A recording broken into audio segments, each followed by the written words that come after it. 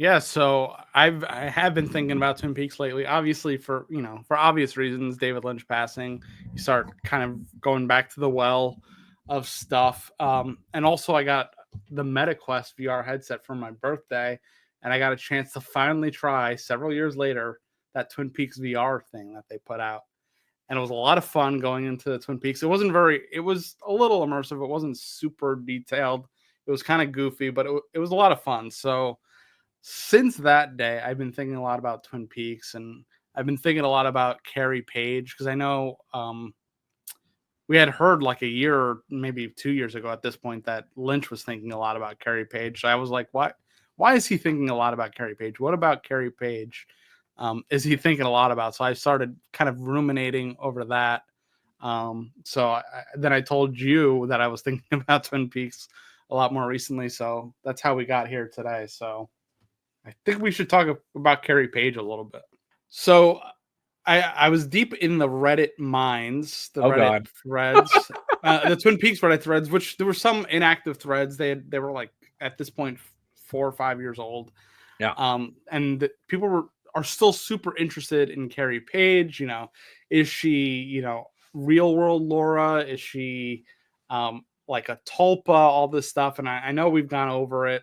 1,000 times probably years ago, but I just wanted to kind of dig it up and kind of touch base again on what you thought Carrie Page was, and I wanted to bring back up the idea of Carrie Page.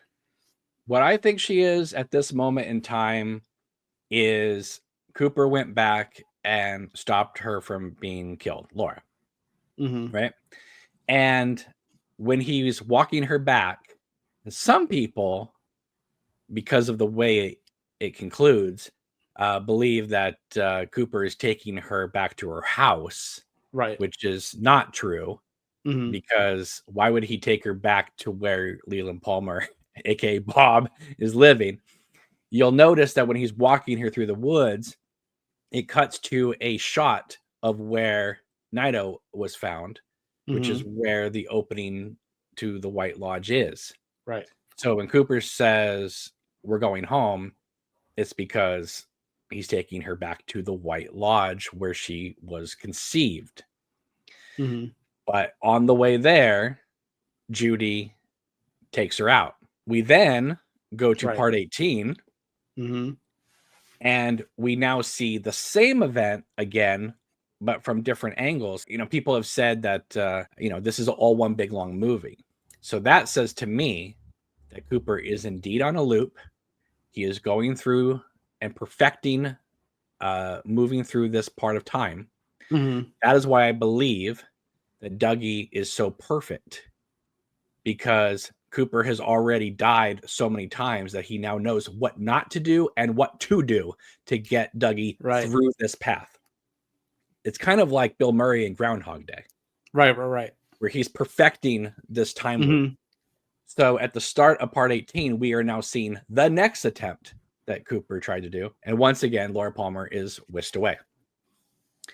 So Judy is taking Laura Palmer to another place, another world, another dimension. Right. It's Yeah. Judy's world. Mm-hmm. The restaurant literally says eat at Judy's. Eat at Judy's, yeah. Right? So Cooper takes Diane, and they need to get there. So they cross over, but they're still not there. They're in this in-between zone, sometimes called the Bardo, right? Mm. They go into this motel, they work their magic, and basically they turn the gears through their little sex act. Can we pause there? Rewind a little bit about the two Dianes. What do you think that? Now I'm like re-going through a lot of our theories from back then. What did you think the two Dianes symbolize? Is it like this is not right yet? Like she's warning herself about what's going to happen? Like, is that how you perceive it? Like the Diane of that universe that already exists there, or is that Diane Judy in disguise as Diane? Trying to trick her.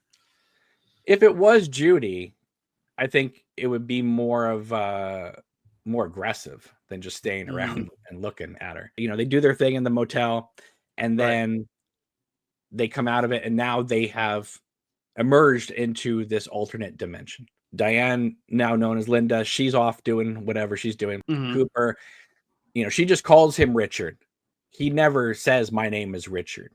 Mhm. He's still saying his name is Cooper. He feels different. Right. He's more Cooper that we knew from season 1 and 2 merged with Mr. C together, but it's more of a balanced thing than it's not like Mr. C is like taking over and he's like, doing evil things. He's still like on the side of good. He just has throughout. that edge, yeah. He just has that edge.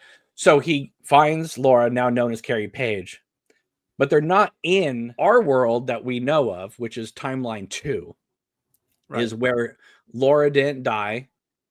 People think she ran away from home, but she didn't because Judy took her away to this other dimension.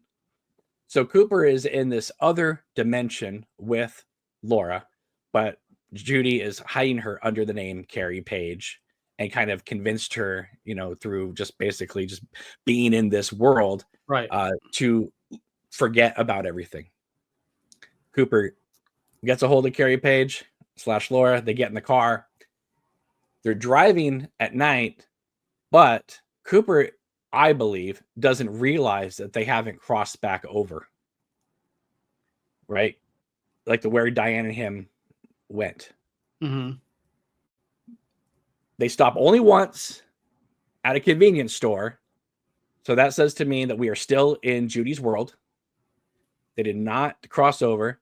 When they get to Twin Peaks and they go to the Palmer house and Alice Tremond's there and there was the Chalfonts before her, that is saying to me that Cooper and Laura are still in Judy's world when they get to Twin Peaks. And so when she screams at the end, it's because everything that had been suppressed in Laura's memory while being this other person in this Judy's world it's like getting all your memories back at once. Mhm. And Cooper is trying to figure it out. Everyone likes to say that he failed. I don't believe he failed. I feel like he's in the middle of trying to figure it out when she screams and startles him and we end. Yeah. I mean, like if it ended with him sitting on the sidewalk with his head down, okay, maybe you could say he failed. If it ended with him disappearing and her alone in the street, maybe you could say he failed. But it ends with them together again, just like the end of Fire Walk with Me in the Red Room. They're together in this alternate dimension. They're gonna make it out somehow. I see my interpretation now. This is what led me to kind of think about it more. Is that you keep watching The Return. You watch the whole series. You keep watching it. You watch it on a loop. Eventually, you're going to come to the conclusion that this is the end. Like this, it is successful, even though it's traumatic and difficult. This is him succeeding. I think the ending's so perfect because you could say, I mean, when I first watched it, that in 2017, I thought, oh, something went wrong, but she didn't die. She didn't get all that. She didn't get abused further in that timeline. She obviously has other issues, which we could talk about in a second. But I would say my interpretation of it now is that it succeeded. And now there's a reason why I will agree with you for that is because when she screams and the light goes out or the power goes out, right? Mhm. And we know that the Black Lodge channels electricity to maneuver through time and space. Her blowing out the power says to me that even though at this moment it may seem bleak, ultimately good will triumph because she has the power to blow out their source. Yeah. Yeah. How are they accessing Twin Peaks if there's no electricity? Like there's electricity in the air, whatever you want to get scientific, but Sure. directly, she blows up their means of transportation. She's with the scream, now boom. when some people say to me, well, how do you account for the final end credits with her whispering in his ear and that? I'm like, because that is not part of the show. It ends with her screaming and the power goes out. The image that we see over the final credits is not a return back to the Red Room and they're still stuck there. Oh, no. It's just going back to that central image of her whispering in his ear that began the European pilot 25 years ago. It ended with her whispering in his ear. Episode 2 ended with her whispering in his ear, when he wakes up and says, "I know we killed Laura Palmer." This has just been a central image throughout the series, and I believe it's just David Lynch going back to that central image, because he's not reacting. He's not like, oh, like he does in part 2 of season 3. It's just the image of her whispering in his ear. I think it's like, remember at the end of Lost, the final episode of Lost, it showed the plane in ruins on the beach, and fans thought, "Oh, I told you they were dead the whole time." And they were like, no. It's just, we had some B footage of the plane on the beach, and we thought it'd be cool to kind of go back to that initial image. Yeah. That image. It's striking. Yeah. Right. And I believe that's what the ending of season 3 is. Now, if you want to say, okay, they're just back on another loop, okay, you can make that argument. But to say that they're just permanently stuck in the red room at this moment in time, I do not believe that. Don't take the ring, Laura. In that universe, she doesn't take the ring. There's a lot of stuff that happens in that last episode or the last 2 episodes that I would say unlocks the potential of Laura. Obviously, she's still a very tragic figure, and she might also be possibly, a villain in her own right. I mean, you could say she's the one or whatever, but I don't think Laura was ever pure of heart. I mean, she's has the duality, as we always talk about with Twin Peaks duality. She's decent, but she also has the dark side, as kind of the obvious stuff at this point. But I think she is at her full power at the end of that loop, because he saves her. She doesn't take the ring. She doesn't die. Bob doesn't deal with her anymore, so she's able to evolve in a way that we didn't anticipate, because obviously we don't see what happens in all that time after he saves her and she's displaced and all this stuff. So she's still becoming, the Laura that was placed there by Lady Dido and the firemen. We don't know what the potential power of Laura really is, because we just don't see it. We don't know what she's been through and all that time. So when we get to the end of that episode of The Return, she's just unleashes all of that, and then we get that ending. That's why now, and I was thinking about it, I'm like, I think that was the success. I think they won. She wasn't, diluted by everything. I think they're stuck in a bad place at this moment, but I don't think it's a permanent like prison or something they're in. Yeah, I think that chapter is done. The Twin Peaks chapter, Laura, that whole thing. I think that concludes that story. And now there's always a new, thing going on. Oh, contraire. You haven't read my script for Black Rose. Well, that's a good place to insert the Black Rose and Queen of Hearts. Yes. There's always stuff going on, basically, is what I mentioned. That could be the Lynch ending of Twin Peaks, but the story continues in other ways, which I feel better about the way that show ended. All these years later, 7 years later. And when Cooper is in the box in New York and it goes right, I think that's showing us how many times he's made the loop. Yeah, it's like counting how many times he's come in and out, and like, it's okay, kind of it's a clue to us. Yeah, to show that this isn't his first rodeo in this box. Yeah, it's like glitching a little bit. It's like, oh, where is he now? And if he saved Laura, this is one of the things that people love to talk about when it comes to time travel stuff, is if it always happened, how come this stuff happened earlier, right? And I think one of the things that Lynch and Frost are doing, even though they claim they aren't doing it, but my eyes do not deceive me here. I believe that Cooper has already saved Laura. That's why I think things are glitching throughout the whole season 3, is because there's already been displacement in time. Right. Yeah. I think there has been loops, but I think we're seeing the end of it. Yes. For sure. Oh yeah. We're not seeing, it's like we're coming into Groundhog Day on the second to last time. Right. Yeah. Right. And I think part 18 is his last time on the loop. and they get over to Judy's world, which is something he's never been able to do. Mm-hmm. And now there is no other loop. So like so now they're in that world. So at the beginning of season 3, when he's there with the giant or the fireman, and the giant's like, remember 430, Richard and Linda. It's because something happened to Cooper, and now this is the beginning of the next loop. Right. And he's saying, look, you've gone through all these things, right? But these are the things you have to remember for this next part. Mm-hmm. And I believe that one time Dougie went to the desert with the Mitchum brothers and did not have the pie and got killed. And so he knew, I have to get the pie. Mm-hmm. And I think that's how he knows what slot machines work and which don't. Because I don't think the Black Lodge little fire thing was there the whole time. I think that he's remembering through his loops which ones hit. And the Black Lodge is kind of reminding him, you know, almost like a video game. It's like giving him a little placeholder. Remember this? Come over here. Yep.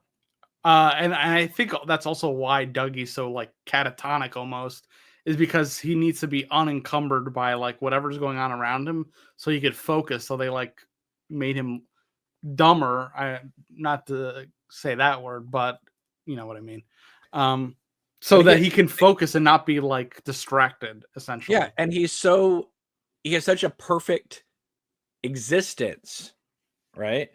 And you can say, oh, he's charmed. Yeah, but I believe that he's only perfect because he's mastered up. You know, it's like when you play a video game and you get to level 3 and then you die and you have to go through levels 1 and 2 again. But because you've now learned which way to hit this character or that character, you get to level 3 quicker than you did the first time. Oh yeah. That's what's happening. Is he's just getting further and further along on this, simulator. He does still get distracted slightly because he's still Cooper in there. Like when he just stands and stares at the police statue. That's him getting a little distracted, but somebody comes along and shuffles him along. And Janie E, I wonder, like, is Janie E always attentive to Dougie in every universe, or is this version like so kind and getting everything kind of right that she is like more on top of him? Because when we start the return, she doesn't seem to like her husband very much. But she's remembering the previous one. Right. She doesn't. He's like a cheater. He's a gambler. Like he's not. He doesn't seem like a.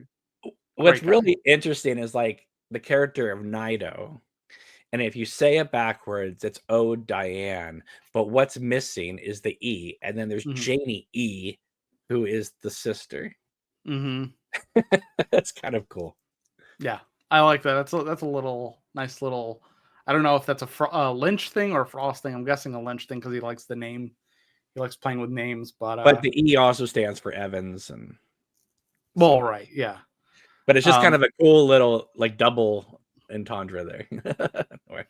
Yeah, so I was just thinking about all this stuff again. I'm like, I feel a little differently than I did a couple of years ago. I'm like, okay, that was the end. I will say straight up that like when I first saw the final 2 episodes, I really didn't know what to think. In fact, for a long time, I thought part 18 was one of David Lynch's weaker efforts. I thought for a long time, I thought it was like the start of season 4 rather than the end of season 3. Right. But once you kind of work out this whole loop thing and you realize that how it fits in with that whole kind of way of looking at it, you realize, no, it actually does work as the conclusion to this season.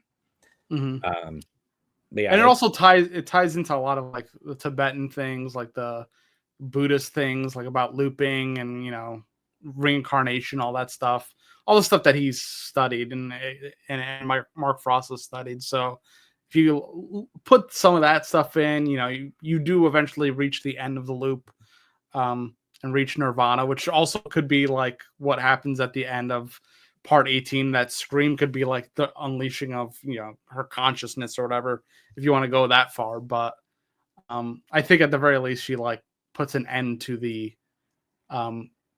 Black Lodge's control over Twin Peaks by cutting off the power supply, essentially. Yeah, she's stating, I'm here. This is my urgency, and basically everybody back off. you know. Yeah, you can't come in through, the ceiling fan anymore. There's no power. You have no power here, essentially.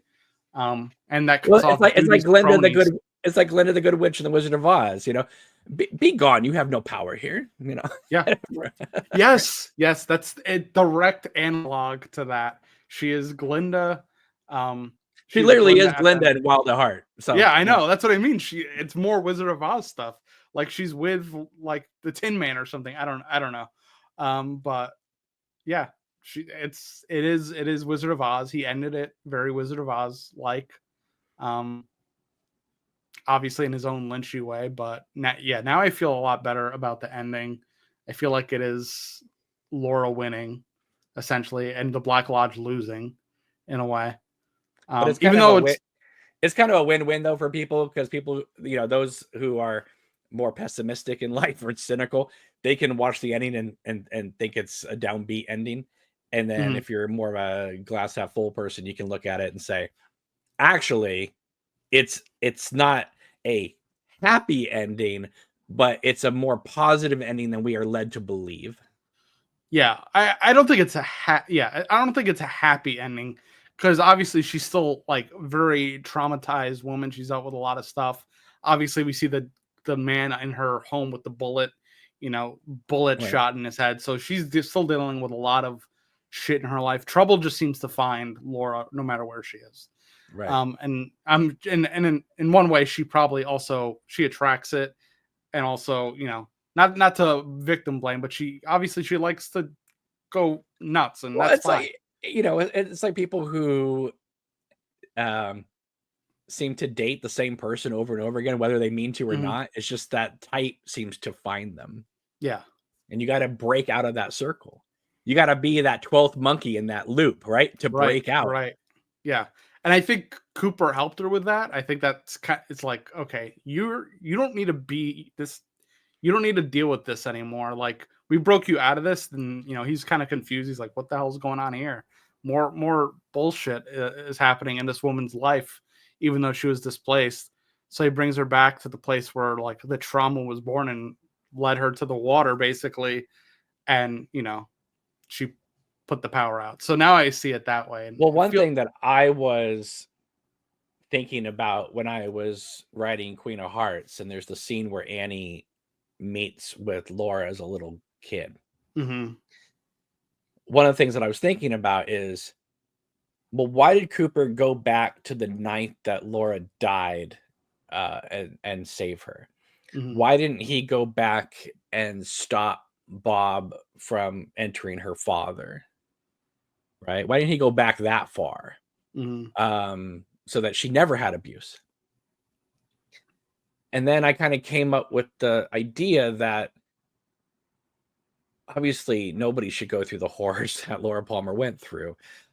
That being said, sometimes people, you know, can take that trauma and turn it into a strength.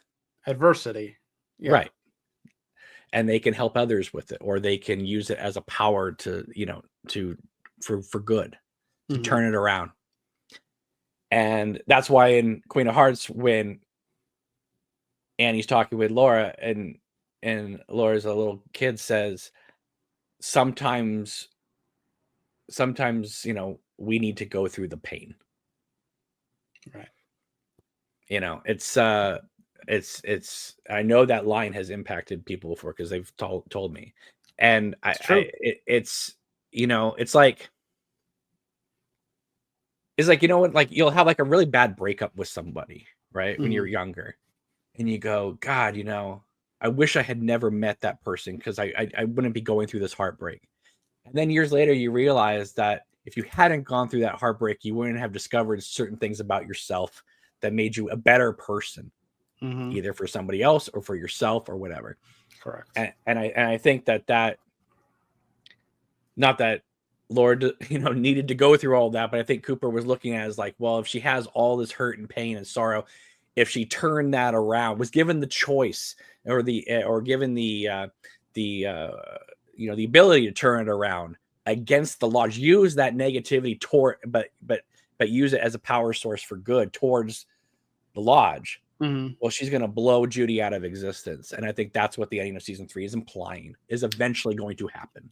I 100% agree with that. And it changes the way I look at like Garmin Bosia. It's like, because pain and sorrow, you could choose to use it, all of the pain and sorrow you have to, turn that around and protect other people from pain and sorrow and use it for good, essentially. Or you could keep inflicting it because misery likes company, essentially. And that's what Garmin Bosia.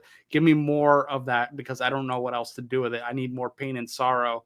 And I need to inflict it because I like the company. I want the world to be miserable as me. It's like that might be reducing it a little bit, but it's like doom scrolling. It's like people feed off of it after a while. It's like I just need more negativity coming across my timeline. Anger is they say nowadays it used to be sex cells, but now they say anger cells, like absolutely outrage cells. If you post an angry thing on social media, you will get more people seeing it than if you say something flowery and about the sunshine.